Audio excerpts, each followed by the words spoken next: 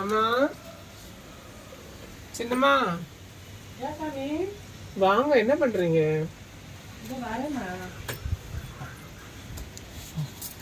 காலையில இருந்து மழை பெஞ்சிட்டே இருக்குதா, ஈரமா வதன்னு கிடக்குது. உள்ளேயே வெளில உட்கார முடியல.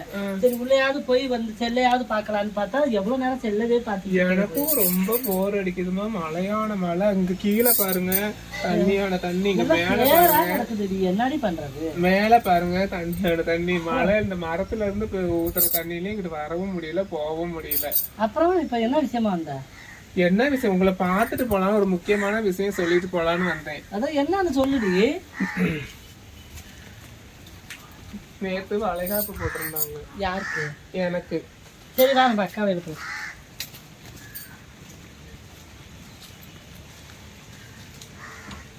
பாக்கியத்தக்கா, பாக்கியத்தக்கா. யாரே? தர தர அம்மா இல்லைங்களா? யாரு சும்மா கதவை தட்டிக்கிட்டு இருக்கிறது? என்ன என்ன வேணும் உங்களுக்கு? என்னடி நீட்டா இருக்கிற மாமியா? அப்புறம் நான் தான் இருப்பேன்.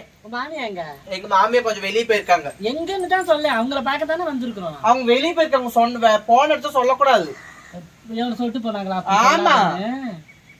நீ ஏன் இங்க இருக்கிற? சாந்தி எங்க?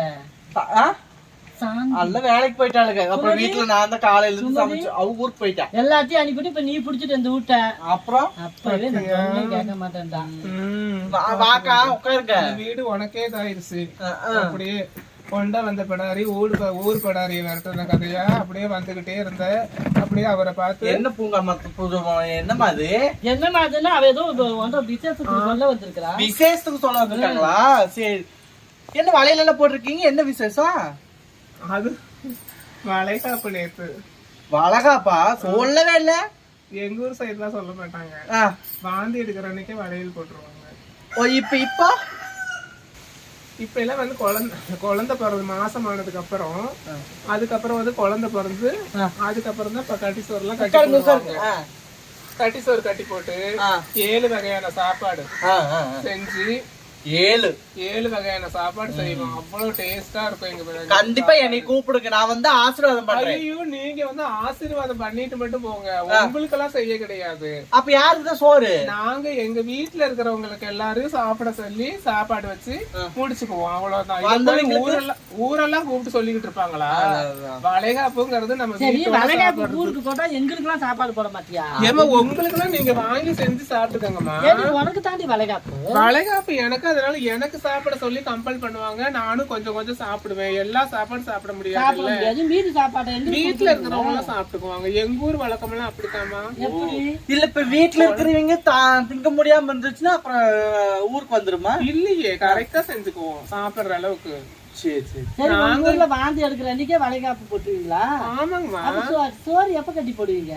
குழந்தை பிறந்ததுக்கு அப்புறமா அந்த அடுத்த நாளே ஹாஸ்பிட்டல்ல இருந்து கூட்டிட்டு வந்த உடனே வளைகாப்பு சாப்பாடு எல்லாம் செஞ்சு சாப்பாடு எல்லாத்துக்கும் நல்லா விருந்து வச்சு சாப்பிட வச்சிருவோம். எங்க வீட்டுல உள்ள எங்க சொந்தக்காரங்களுக்கு, அதாவது எங்க அண்ணன், எங்க தங்கச்சி, எங்க அம்மா, எங்க அப்பா எல்லாரையும் வர வச்சு, நான் கட்டிக்கிட்ட வீட்டுல இருக்கிறவங்க, எங்க மாமியாரு மாமனாரு எல்லாருமே வர வச்சு எங்க ஃபேமிலில இருக்கிறவங்க நாங்க சாப்பிட்டுக்குவோம். மற்றபடி குழந்தை பிறந்ததுக்கு அப்புறம்.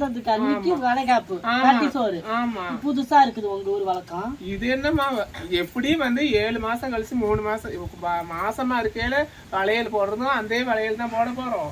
வாந்தி எடுத்தோடனே வரும் பாருங்க ஒரு சந்தோஷம். புள்ள மாசமா இருக்கிறா அப்படின்னு சொல்லி உடனே வளையல வாங்கிட்டு வந்து முதல்ல வளையல தான் போட்டு விடுவாங்க. அதான் பாருங்க போட்டிருக்கேன் பாருங்க.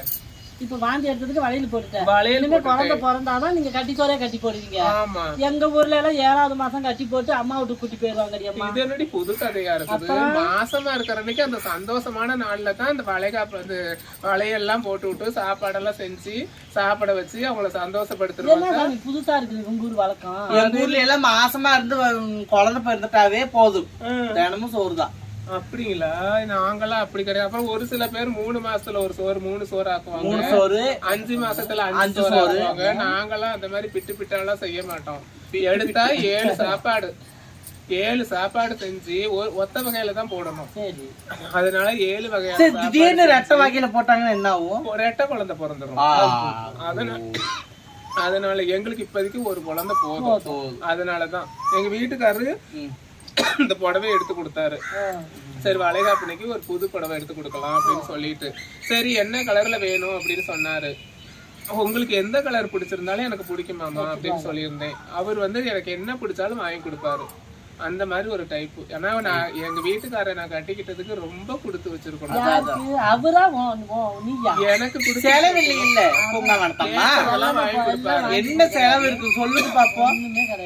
ஏதாவது கடைக்கு போனாலும் 5 ரூபா போண்டா வந்தாலும் 4 வாங்கிட்டு வருவாரு. யாராவது வாங்கி தருவாங்களா? யாரும் வாங்கி தர மாட்டாங்க. 5 ரூபா போண்டா 4 வாங்கிட்டு வருவாரு. அப்ப 20 ரூபா போயிருக்குல்ல. போயிட்டு போகுது. 20 ரூபாய்க்கு காசா? அதான் அதெல்லாம் வாங்கி கொடுப்பாரு. சாப்பிட்றதுக்கெல்லாம் எந்த குறையும் வைக்க மாட்டாரு. ஏதோ அவர் என்னைக்காவது ஒரு நாளைக்கு ஆசையா கொஞ்சம் டயர்டா வந்தாருன்னா அவருக்கு ஒரு வர காப்பி வச்சு அதுல கொஞ்சம் வேப்பெண்ணெய் ஊத்தி கலக்கி கொடுத்துருவேன். வேப்பெண்ணெய் உடம்புக்கு நல்லதுமா. வாந்தி வருமே சாமி. அது நான் அவர்கிட்ட பேசிக்கிட்டு இருக்கிறதுலயே அவருக்கு அந்த இது தெரியாது. ஏங்க நீங்க உடம்பு பத்திரமா பாத்துக்கங்க, உடம்புக்கு நல்லது, உங்களுக்காக வர காப்பி வச்சு கொண்டு வந்திருக்கிறேன், அதனால நீங்க குடிங்க அப்படின்னு சொல்லும் போது அவர் ஆசையா வாங்கி குடிப்பாரு. அதுல அவர் கசப்பா இருக்குதுன்னு இது வரைக்கும் சொன்னது கிடையாது. ஆனா அவரை நான் பாத்துக்கிட்டோமா இல்லையா? அவர் உடம்பு நல்லா இருந்தா தானே நம்மளை பாத்துக்குவாரு. நம்ம குழந்தை இருக்குது வயிற்றுல. அதனால இப்ப வீட்டுக்காருக்கே வேப்பெண்ணெய் ஊத்தி வர காப்பி கொடுக்குற, குழந்தைக்கு என்ன பண்ணுவ? குழந்தைக்கு பால் தான். அதெல்லாம் நல்லா குடுத்துருக்கீங்க. நான் கொடுக்க மாட்டேன். ஐயோ நீங்க பாருங்க, குழந்தைக்கு பால் கொடுத்தோம்னா இளமையெல்லாம் குறைஞ்சிடும். அப்புறம் அவரு என்னைய விட்டுடுவாரு. என்னன்னு இப்படி இருக்குது கதை. காலங்காத்தாலே கிறுகிறுன்னு வருதுமா. ஏன் இங்க பாரு. எனக்கு அதெல்லாம் இருக்கட்டும்.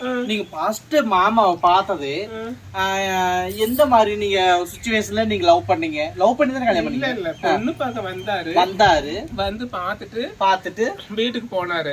போயிட்டு அவங்க கிட்ட சொல்லியிருக்கிறாரு பொண்ணு பிடிச்சிருக்கு அப்படின்னு சொல்லிட்டு. ஆனா எங்க வீட்டுல வசதி வாய்ப்பு எல்லாம் இல்லாதனால அவரு என்னன்ட்டாரு, அவங்க அம்மா எங்க மாமியார் என்னன்ட்டாங்க, இந்த பொண்ணு வேண்டாம், வேற பொண்ணு நல்லா வசதியான இடத்துல பாத்துக்கலாம் அப்படின்னு. அதுக்கு அவரு சொன்னாரு, பொண்ணு லட்சணமா அழகா இருக்குது, எனக்கு ரொம்ப ரொம்ப பிடிச்சிருக்குது, எனக்கு பிடிச்ச மாதிரி எனக்கு அந்த பொண்ணு தான் வேணும், இல்லைன்னா நான் டியூப் லைட்ல சூசைட் பண்ணிக்குவேன்.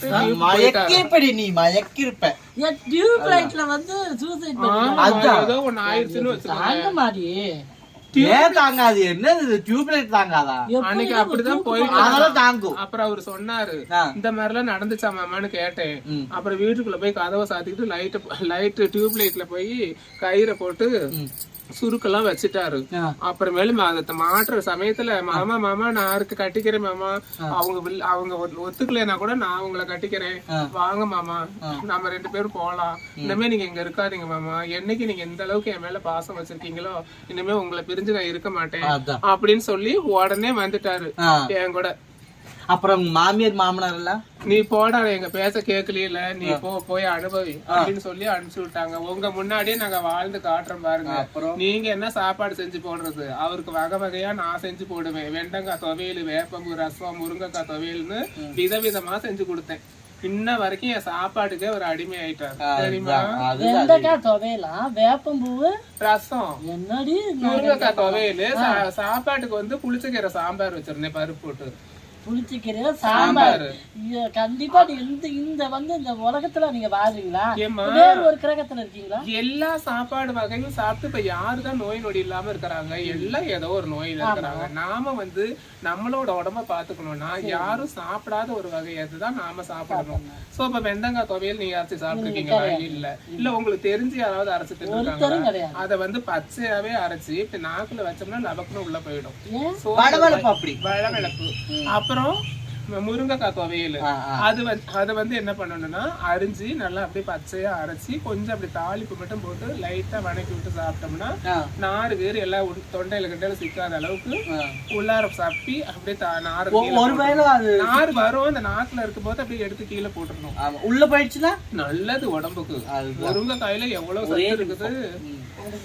அப்புறம் முருங்கைக்காய் சாம்பார், வேப்பம்பூ தான் இப்ப வேப்பங்காய் சீசன் தானே, அந்தந்த சீசன்ல அதை நம்ம சாப்பிட்டு அது கூட பரவாயில்ல. வேப்பம்பூ சூப் வச்சு குடிக்கிறாங்க, அது கூட பரவாயில்ல. ரசம் வைக்கணும். புளிச்சக்கீரையில சாம்பாருங்கிற புளிச்சக்கீரை வாங்குறோம், ஆஞ்சிடுறோம். ஆஞ்சதுக்கு அப்புறம் என்ன பண்ணா பருப்பு வாங்கி நல்லா பருப்புல 2 தக்காளி 2 வெங்காயம் இதெல்லாம் நீங்க போடுவீங்க.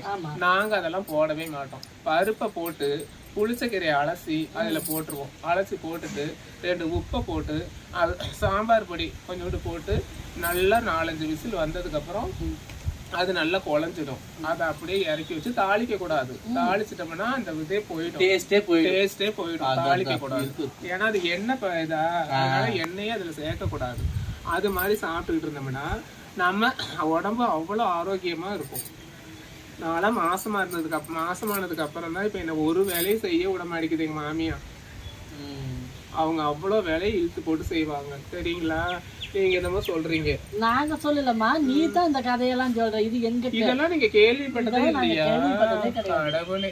அப்ப இத மட்டும் சொல்றீங்க, ரசம் வச்சு கோழிக்கறியை போய் ரசம் வச்சு திங்கிறோங்கிறீங்க உங்க இதுல எல்லாம். அது நாட்டுக்கோழி உடம்புக்கு நல்லது, ரசம் வச்சா நெஞ்சு சளி. இது மட்டும் நாட்டுல இல்லாம வெளிநாட்டுல இருக்குதா? காம்பினேஷனே இல்லம்மா. காம்பினேஷன் தான் செஞ்சு சாப்பிடணும். உடம்பு நல்லா இருக்கணும்னா அதெல்லாம் செஞ்சு சாப்பிடணும். என்னென்னமோ செய்யறாங்க. உங்களுக்குன்னு ஒரு காதல் பாட்டு இருக்கும் இல்லையா? அந்த காதல் பாட்டு கொஞ்சம் எடுத்துடு. அதுவா? சிரிப்பு பார்த்தீங்களா? சொன்னோட சிரிப்பு. அந்த பாட்டு அவங்க மாமா தான் பாடிட்டு கிடப்பாரு அடிக்கடி. பாடட்டுமா? பாடுங்க. அன்னாடம் விளக்கு வச்சா அத நினைச்சே இழப்பேனே, கண்ணாலம் முடியட்டுமே அதுக்குன்னுதான் காத்திருக்கேன், நாள் கிழமை பொண்ணு பார்க்கலையா, ஆக்கி வச்சா தின்னு தீக்கலையா, பூனை பால் இருக்கும் பாத்திரத்தை பார்த்ததில்லை வீடுமா, அதுக்குத்தான் இந்த அவசரம், எதையுமே கொஞ்சம் அடக்கணும், கொண்ட சேவல் கூவும் நேரம், குக்கு குக்கு குக்கு குக்கு குக்கு கெட்டி மேல தாளம் போடும், ஜம் ஜம் ஜம் ஜம் ஹே ஜம் ஜம் ஜம் ஜம். போதுமாடி? நல்லா பாடுனீங்க. நிஜமாலுமே சொல்றியா? சூப்பரா பாடுனீங்க. உண்மையாலுமே நல்லா இருந்துச்சு. உண்மையாலுமே. சரி, இப்ப என்ன விசேஷத்துக்கு சொல்ல வந்தீங்களா? சொல்ல வந்துட்டு உங்ககிட்ட எல்லாம் இந்த விஷயத்த சொல்லிட்டோம். அதுக்குன்னு நீங்க அது நாங்க சாப்பாடு செஞ்சு முடிச்சு சாப்பிட்டு முடிச்சதுக்கு அப்புறம் அடுத்த நாள் வருமே, வந்துட்டு உங்களோட சீர்வரிசையில ஏதாவது கொடுக்கறதா இருந்துச்சுன்னா கொடுத்துட்டு போங்க. அதுக்குன்ற சாப்பாட்டுக்கோசரம் வந்துடாதீங்க. சீர்வரிசையை கொடுத்துட்டு நீங்க பாட்டுக்கு போயிருங்க. வேணா ஒரு காபி கீப்பி வச்சு கொடுக்க சொல்றேன், குடிச்சிட்டு நீங்க பாட்டுக்கு போயிருங்க. என்ன போங்க மத்தாம, ரொம்ப முக்கியம், போய்தானே ஆகணும். அப்புறம் சொந்த பந்தத்துல இதெல்லாம் சோறு போட மாட்டாலாம், காப்பி வச்சு கொடுப்பாளா. அதுக்கு எங்க ஆளுங்கள் அப்படி கொடுக்க கூடாதுமா. எங்க ஆளுங்களிலயும் அப்படி வரக்கூடாது.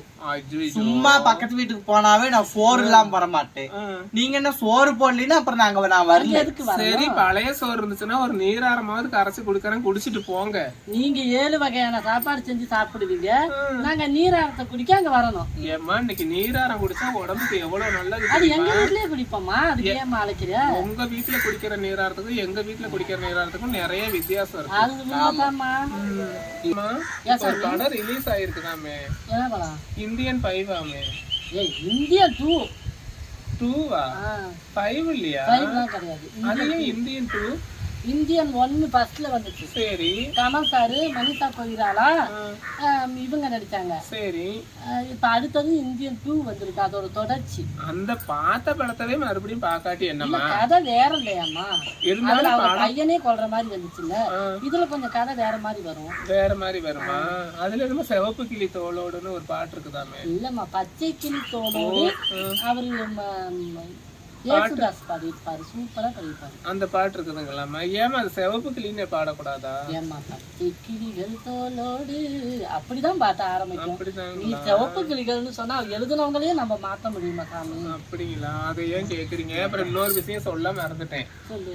கல்யாணத்துக்கு முத நாள் நிச்சயம் எல்லாம் பண்ணிட்டு போயிட்டாங்க. உனக்கு பண்ணிட்டு போயிட்டாங்க. சரின்னு அவங்க வீட்டுல கேட்டுட்டு சொல்றேங்க அப்படின்னு சொல்லிட்டு போனாங்க. நான் என்ன பண்ணேன், சரி வீட்டுல தானே இருக்கிறோம் அப்படின்னு சொல்லிட்டு ஏதாவது அம்மாவும் வேலைக்கு போயிட்டாங்க, அப்பாவும் வீட்டுல இல்ல. சரி வரணுன்னு சாப்பாடு செய்யணுமேனு சொல்லிட்டு கடை பக்கம் போனேன்.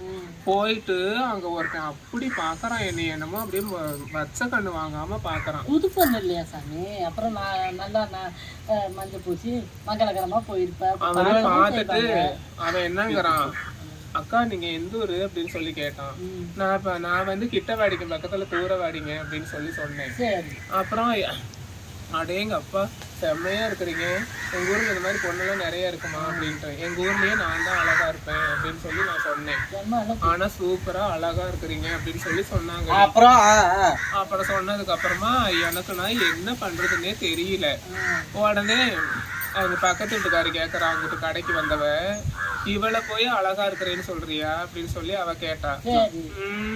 அடேங்க அப்பாடி நேத்து வரைக்கும் நல்லா இருந்தது சொல்லிமா, ஏன்டி இப்படி எல்லாம் பேசுறியே, அப்படி என்னடி நான் இதாயிட்டேன், என்கிட்ட நல்லா பேசுற, அந்த பக்கம் போனா இந்த மாதிரி திட்டுற, என்ன கண்டா மணக்குது, என் சாரை குடிச்சா புளிக்குதுங்கிற, அந்த மாதிரி எல்லாம் பேசாதடி, நான் அழகா இருக்கிறேன்னு உனக்கு பொறாம, அதனால அப்படி எல்லாம் பேசுற, அதுக்கு என்ன பண்றது, கடவுள் கொடுத்தது எனக்கு அந்த அழகு, அதை யாராலையும் மாத்த முடியாது. எத்தனை பேர் என்ன சாவித்திரி சாவித்திரின்னு இன்னமும் சொல்லிட்டு இருக்கிறாங்க. கடைசியில ஒரு நான் ஜெமினி கணேசன் வாக்கப்பட்டு போறதுக்கு பதிலா அவருக்கு பேரனுக்கு வாக்கப்பட்டு போயிட்டேன், அவ்வளவுதான்.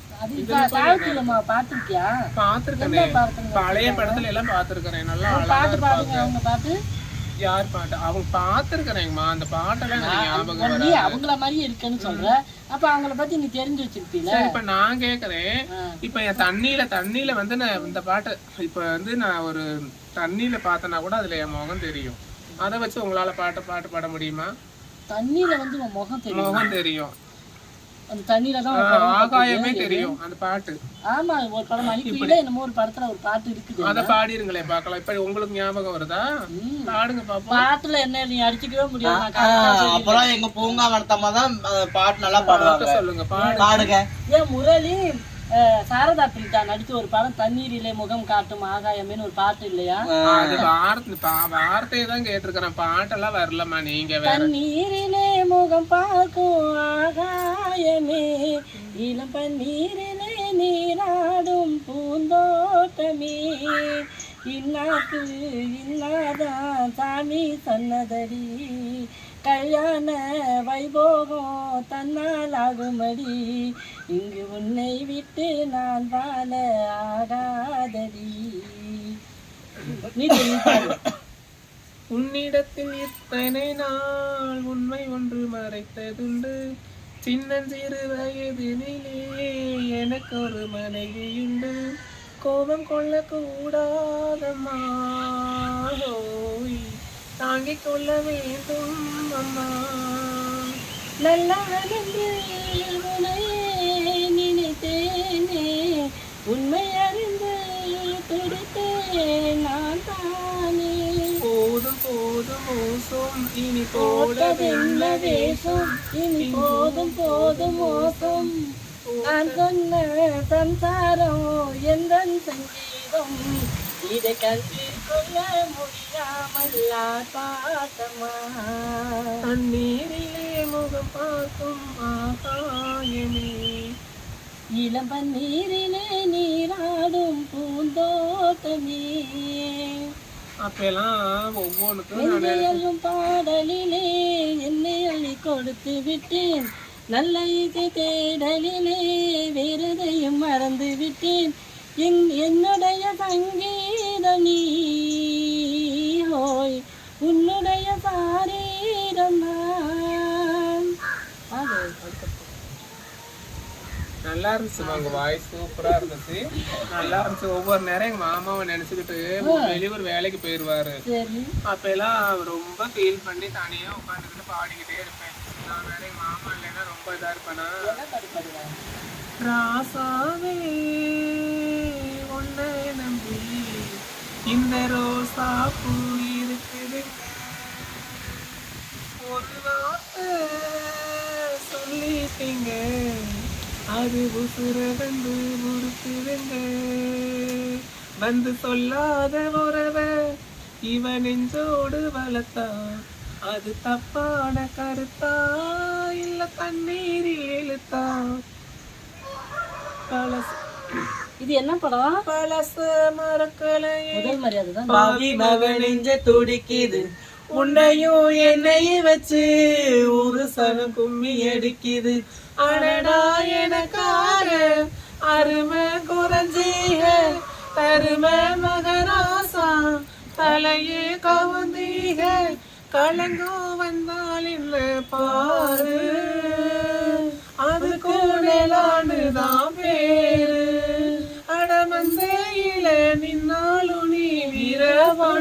தேரு ராசாவே உன்ன நம்பி இந்த ரோசா பூ இருக்குதுங்க. சூப்பரா இருக்கு சாமி. ஆனா நீங்க வீட்டுக்கு இப்ப இது வந்து மாமன் நினைச்சு பாடுனீங்க இல்ல, வீட்டுக்கு போயிட்டு நீங்க இன்னொரு பாட்டு நீங்க பாடணும். எங்க வீட்டை நினைச்சா வீட்டு நினைச்சல வீட்டுக்காரர் நினைச்சு வீட்டுக்காரன் அவரு அதாவது இப்ப நான் சொல்ற பாட்டு நீங்க போய் பாடுங்க வீட்டுல போய். சரி சொல்லுங்க. அந்த குயில் பாட்டு அது வந்து வயிறு பெருசாகணும்ல, அதுக்கு எப்ப ஆகும் இப்பயே பாடலாமா? அதெல்லாம் பாடலாம், இப்ப இருந்தே பாடினாதான் அந்த அளவுக்கு கரெக்டா அது இருக்கும். மேல குண்டாலாம் வச்சு அதுக்கப்புறம் என்ன அவங்க எங்க மாமியா ஒண்ணுமே வாங்கி போடல, மேல குண்டான்லாம் வச்சிருக்கணும். அதாவது அந்த படத்துல அத போய் எடுக்கும் போது அதை நான் கீழே விழும்போது எங்க மாமா வந்து பிடிக்கணும் என்ன, அந்த மாதிரி ஒரு சிச்சுவேஷன். இதுல அந்த படத்துல அந்த சீடே இல்லையே. இந்த தங்க மகன் படத்துல ஒரு பாட்டுக்குள்ள பூ மாலை ஒரு பாவையானது, அந்த பாட்டு பாடி எனக்கு ரொம்ப பிடிக்கும். பூ மாலை ஒரு பாவை ஒரு பாடல் பாடுமா பொன் மாலை. அது கட் பண்ணிருங்க. மாலை இங்க நீங்க கண்டிப்பா பண்ணுங்க. பொன் மாலை புது பாடல் பாடுது. இதுலயே இன்னொரு பாட்டு இருக்காது. இது பார்க்க பார்க்க புதுமை, இதை கேட்க கேட்க இனிமை, என்னை யாதான் வெல்வது. பூமாலை ஒரு பாவையானது. இன்னொரு பாட்டா? அதுலயே இன்னொரு பாட்டு வருங்க. ராத்திரி அதான் பூமாலையே பூமாலையே தோசேரவா வாசம் வரும் பூமாலையே தோசேரவா. அதானே அது பகல் நிலவு. ஆயிரம் தாமரை மொட்டுக்களே வந்து ஆனந்த கும்மிகள் கொட்டுங்களே, இரண்டு ஜாதி முல்லைகை தட்டிக்கொள்ளும் காமன் பண்டிகை, கோவிலில் காதல் தொழுகை, ஆயிரம் தாமரை மொட்டுக்களே வந்து ஆனந்த கும்மிகள் கொட்டுங்களே. அடுத்தது நீங்க பாரு வேற பாட்டு. வேற ஒரு பாட்டு பாடணுமா? இல்ல இப்ப வளகாப்புக்கு வந்து அலப்பெல்லாம் சொல்லிட்டீங்க எல்லா பக்கம். எல்லாத்துக்கும் சொல்லிடணும். சொல்லியாச்சா? சரி, அப்படி யாரை பார்த்து சொல்ல வந்த? பாட்டிக்கு சொல்ல வந்த? அவங்களதான் பார்த்தே காணோம். அவங்கதான் அவங்க மருமகிட்ட, சின்ன மருமகிட்ட. என்கிட்ட சொல்லுங்க, என்கிட்ட சொல்லுங்க. போய் பாக்குறேன் இங்க ஏதாவது இருக்கிறாங்களான்னு. அங்க என்ன போய் பாக்குறீங்க? நான் தான் இங்க இருக்கிறேனே. அம்மா கிட்ட சொல்லணும்ல, பெரியவங்க கிட்ட சொன்னாதானே மதிப்பு மரியாதை. அவங்க இப்ப வெளியே போயிருக்காங்க, அவங்க வெளியே போயிருக்காங்க. நீங்க எங்கிட்ட சொல்லுங்க. ஐயோ கடவுளே, பெரியவங்க ஆசீர்வாதம் வாங்கணும்டி எப்பயுமே. பெரியவங்க ஆசீர்வாதம் பண்ண சரி, அவங்க இன்னொரு நாளைக்கு கூட வாங்கிக்கோங்க. அது எப்படி இன்னொரு நாளைக்கு வாங்க முடியும்? எங்க சரி, சம்பிரதாயம் அவங்க பெரியவங்க கொஞ்சம் வரல, இதுதான் இருக்கிறாங்க. அதனால வந்து நீ என்ன பண்ற, நாளைக்கு வந்து சொல்லிக்குவா. சாமியை கும்பிட்டுட்டு சாமி கிட்ட முதல்ல ஆசீர்வாதம் வாங்கி, சாமி கிட்ட ஆசீர்வாதம் வாங்கி ஒரு காணிக்கை வச்சுட்டு போவாங்க. காணிக்கைன்னா காணிக்கைன்னா காணிக்கை வெத்தலை பாக்குல வந்து அது காணிக்கை வைப்பாங்க. காணிக்கைன்னா என்ன உங்க ஊர்ல? முன்னாடி வெறுங்கையிலேயே வந்து நீங்க சாமி கும்பிடுவீங்க உங்க ஊர்ல. போட மாட்டானுங்க. காணிக்கைன்னா என்ன தெரியல. காணிக்கைன்னா என்ன காசு வைக்க சொல்றீங்களா? இதென்ன சாமியாடி எடுத்து சாப்பிடுது, நாங்க போனதுக்கு அப்புறம் நீங்க எடுத்துக்குவீங்க. சரி, சாமி சாப்பிடணும்ல, அதுக்கு ஒரு அதுகெல்லாம் இல்ல. சாமி வாக்கிங் போறதுக்கு ஏதாவது முட்டாய் கிட்டாய் சாப்பிட்டு போவோம். நீங்க அதெல்லாம் பேசப்படாது. காணிக்கை வைங்க ஃபர்ஸ்ட். சாமி